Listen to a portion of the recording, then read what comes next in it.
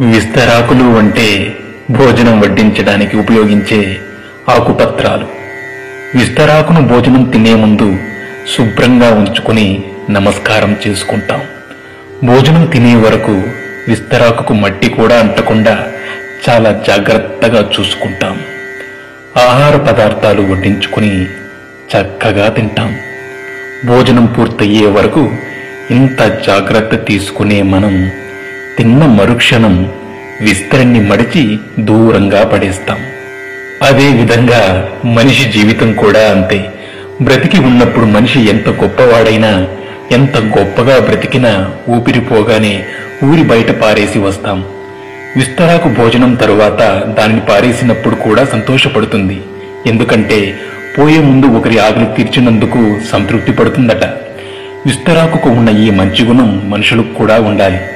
సేవ చేసే అవకాశం వచ్చినప్పుడు మనమంతా సేవ చెయ్యాలి. మళ్ళీ ఎప్పుడైనా సేవ చేయొచ్చులే అని వాయిదా వేయకూడదు. ఆ అవకాశం మళ్ళీ ఎప్పుడైనా వస్తుందని అనుకోకూడదు. ఎందుకంటే ఊపిరి ఎప్పుడు ఉంటుందో ఎప్పుడు పోతుందో ఎవరికీ తెలియదు. అప్పుడు కనీసం విస్తరాకుకు ఉన్న తృప్తి కూడా మనకి ఉండదు. ఎంత సంపాదించి ఏం లాభం? ఒక్క పైసా కూడా తీసుకుపోగలమా? కనీసం మన ఒంటి మీద బట్ట కూడా మిగలనివ్వరు. అందుకే ఊపిరి ఉన్నంత వరకు నలుగురికి ఉపయోగపడే విధంగా జీవించాలి. ఇదే జీవిత పరమార్థం. Thanks for watching.